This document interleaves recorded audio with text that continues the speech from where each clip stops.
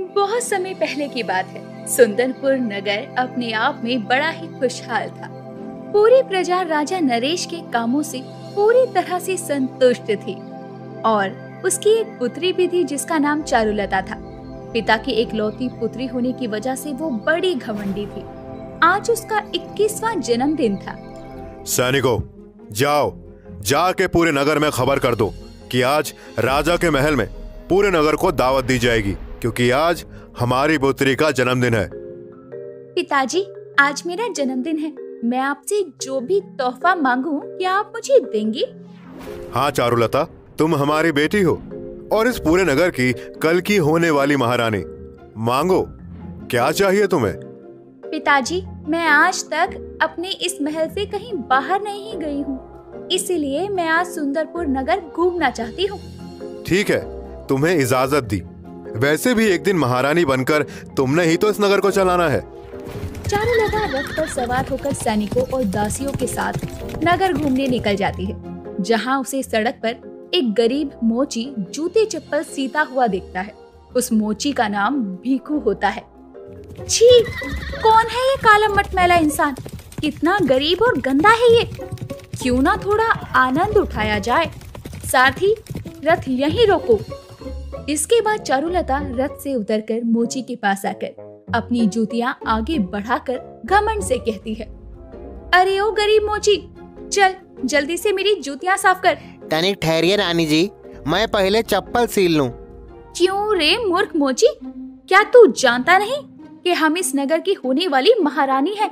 चल साफ कर मेरी जूती, वरना हम तेरा दाना पानी ही बंद करवा देंगे इस नगर से। चारुलता का टेढ़ापन देखकर भीखू चुपचाप से उसकी जूतियां साफ कर देता है। राजकुमारी जी लीजिए, हो गई आपकी जूतियां साफ। 10 पैसे हो गए। मोची के पैसे मांगने पर चारुलता बिगड़ जाती है। क्यों रे गरीब भिखमंगी मोची, तू मुझसे दाम मांगेगा? मैं इस नगर की महारानी हूँ। इन्हीं जूतियों से मार मार कर तेरी खाल उधेड़ दूंगी। चारुलता मोची को गरीब जानकर अपनी जूतियां खोलती है और उसके सर पर दे मारती है और उसका सारा सामान भी तीतर बीतर कर देती है, जिसे देखकर भीखू बहुत रोता है।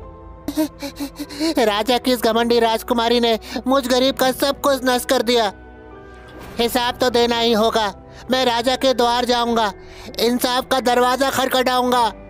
भीखू आंखों में आंसू लिए राजा के महल में आकर सारी बात बताता है। महाराजा, आपकी पुत्री ने इस गरीब के पेट पर लात मारी है। एक गरीब को सताना तो राजदंड के बराबर है। अगर इस सुंदरपुर नगर का भविष्य आप अपनी घमंडी महारानी के हाथों में देते हैं तो यह नगर खो बन जाएगा। एक और अपनी बेटी का घमंड, दूसरी ओर भीखू में इतनी समझदारी भरी देखकर राजा अब सोच में पड़ जाता है। भीखू एकदम उचित कह रहा है। अगर इस नगर का राजपाट मैंने अपनी घमंडी पुत्री के हाथों में सौंप दिया तो वह नगर को नष्ट कर देगी, और एक भीखू ही है जो चारुलता का घमंड तोड़ सकता है। ये सोचकर राजा नरेश महल में आए पूरे नगर के निवासियों के बीच चारुलता और भीखू के विवाह का ऐलान कर देता है। चारुलता इस बात से चिढ़ जाती है और घमंड दिखाकर कहती है, पिताजी, आपने सोचा भी कैसे कि मैं इस 2 कौड़ी के काले मटमैले मोची से विवाह करूंगी? ये तो मेरे पैरों की धूल के समान भी नहीं है। चारुलता, यह तुम्हारे पिता का निर्णय नहीं बल्कि इस नगर के राजा का निर्णय है। यह विवाह होगा। अगर तुम्हें महारानी बनना है तो मेरी बात माननी होगी। इसके आगे चारुलता अब हाँ कर देती है। थोड़े ही दिनों में राजा बड़ी धूमधाम से उनकी शादी करवाते हैं और चारुलता को महारानी बना देती हैं। चारुलता, अब तुम सिर्फ राजकुमारी ही नहीं बल्कि पूरे गढ़ की महारानी हो, इसलिए अब से नगर में हर फैसला तुम ही लोगी। महारानी बनकर चारुलता में और घमंड आ जाता है। एक रोज सुरजी नाम की एक गरीब औरत अपनी समस्या लेकर उसकी फटी पुरानी साड़ी पहनकर चारुलता के सामने आती है और उसकी फटी पुरानी साड़ी को देखकर ही चारुलता चिल्लाती है, अरे कौन हो तुम और इस तरह से महल में क्यों घुस आई? महारानी को इस गरीब का प्रणाम। महारानी जी, मैं बड़ी ही गरीब हूँ। घर द्वार तो है नहीं, जैसे तैसे मेरे बच्चे खेत की जमीन में ही एक झोपड़ी बना कर रहते थे। कल रात बड़ा ही तेज तूफान आया था। मुझ गरीब की झोपड़ी भी ढह गई। मेरी मदद कीजिए, मेरा बाल परिवार इस जाड़े में बेघर है। मुझे गरीब की थोड़ी मदद कर दीजिए। गरीब सुरजी के आंसू और दुख देखकर भी घमंडी महारानी को उस पर जरा भी दया नहीं आती। क्यों रे गरीब, ये महल क्या तुम लोगों को खजाने से भरा नजर आता है, जो सभी मदद मांगने मुंह उठाकर चले आते हैं? चारुलता, यह तुम कैसी बातें कर रही हो? अरे तुम महारानी हो, उस गरीब का दुख, उसकी वेदना समझो और मदद करना तुम्हारा कर्तव्य है। क्यों रे दो कौड़ी के गरीब मोची, तू बतलाएगा मुझे क्या करना है क्या नहीं? तू अपनी औकात भूल गया क्या? तू मेरे इस महल में घर जमाई है और मैं यहाँ की महारानी हूँ, महारानी। तूने मुहावरा नहीं सुना? बहन के घर भाई और ससुराल के घर जमाई दोनों ही कुत्ते के समान होते हैं। और तू गरीब, जा यहाँ से, मदद नहीं मिलेगी, चल भाग। चारुलता उस गरीब की मदद ना करके उसे घमंड दिखाकर भगा देती है। राजा जी ने अपनी घमंडी पुत्री को महारानी बनाकर बिल्कुल ठीक नहीं किया। अरे कैसी पत्थर दिल औरत है, न गरीब के दुख को समझती है और ना ही दया है इसके मन में तो बस पाप है, पाप। ऐसे ही समय बीतता है। नगर का कोई भी गरीब मदद की गुहार लगाते हुए महारानी के पास महल में आता तो वो उनकी कभी भी मदद नहीं करती, बल्कि उन्हें गरीब कहकर भगा दिया करती। फिर एक दिन एक साधु आते हैं। महारानी को इस साधु का शत शत प्रणाम। इस साधु को अपने भंडार से दान दो महारानी। साधु के दान मांगने पर महारानी एक बार फिर घमंड दिखाती है। क्यों साधु बाबा, घूम फिर कर तुम भी उन गरीबों की तरह भीख मांगने आए हो लगता है। महारानी, ये तुम कैसी बात कर रही हो? मैं तो बस तुम्हें आईना दिखा रही हूँ साधु बाबा। तुम जैसे दो कौड़ी की झोले छाप साधु बाबा एक झोला लटका लेते हो और जहाँ महल देखते नहीं कि बस सोना चांदी मांगने आ जाते हो। घमंडी महारानी से अपना हुआ अपमान देखकर साधु गुस्से में आ जाता है। अपमान, घोर अपमान! राजा नरेश, राजा नरेश! साधु की चिल्लाहट सुनकर राजा नरेश दौड़ कर आते हैं और हाथ जोड़कर खड़े हो जाते हैं। साधु सच्चिदानंद जी प्रणाम। बंद करो अपना ये ढोंग और आडंबर राजा नरेश। पुत्री अपमान करती है और पिता झूठा आदर देता है। तुम्हारे हाथों भारी भूल हुई है। इस दुराचारी घमंडी को महारानी बनाकर जा रहे हैं। हम इस द्वार पर फिर ना कभी आएंगे, पर इसका घमंड एक दिन जरूर टूटेगा।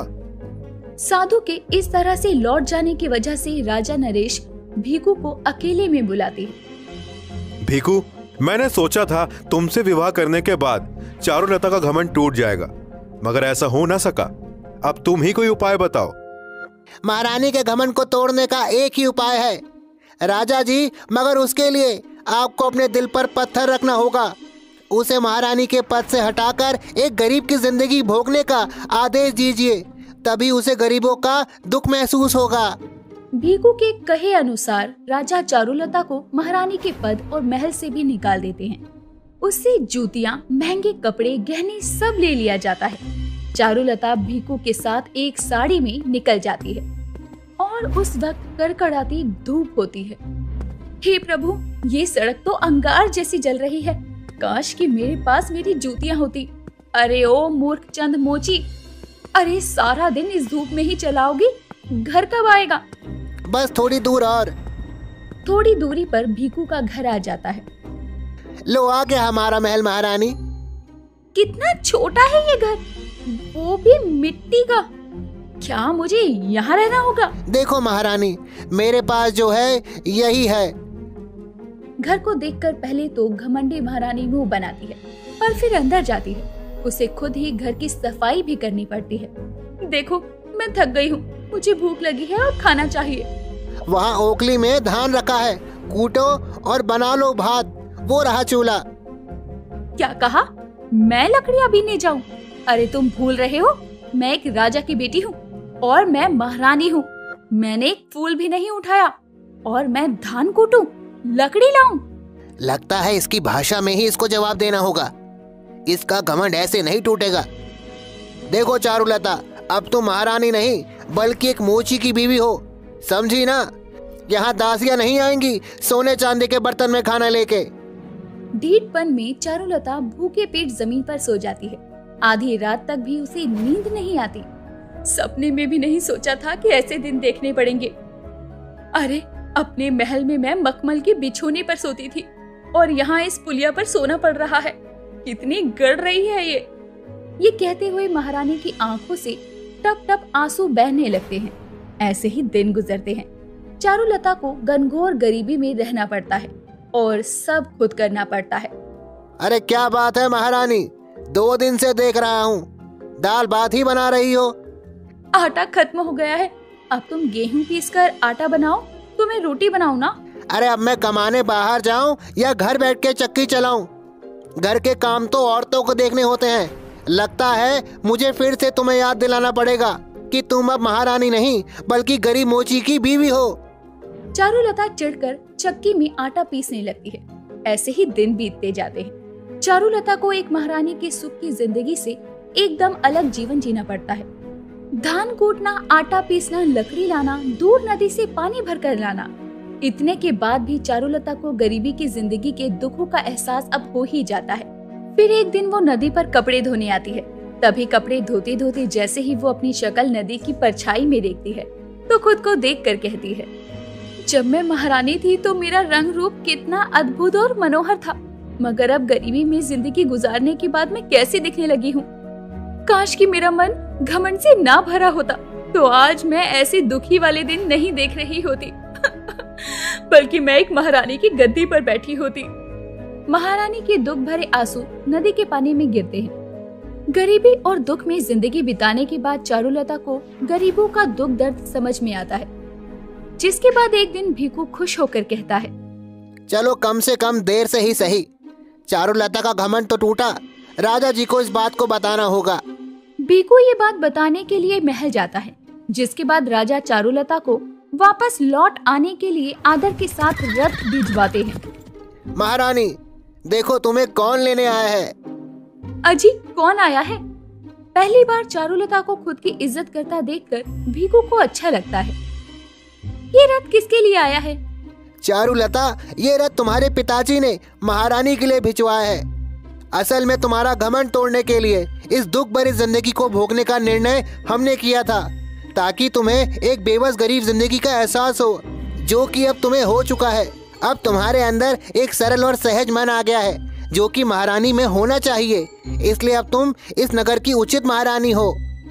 ये सुनकर चारुलता की आंखों में आंसू भर आते हैं। इसके बाद पूरे आदर और सत्कार के साथ भीखू और चारुलता महल लौट आते हैं, जहां उसे महारानी के पद पर फिर से बैठा दिया जाता है। और अब चारुलता नगर के हर गरीब को अपने परिवार की तरह मानती है और उनकी परेशानियों को सुनकर उनकी मदद भी करती है। दोस्तों, आपको हमारी स्टोरी कैसी लगी? हमें कमेंट करके जरूर बताइए। इस स्टोरी को लाइक और शेयर करें और हाँ, हमारे चैनल को सब्सक्राइब करना ना भूलें। Thank you.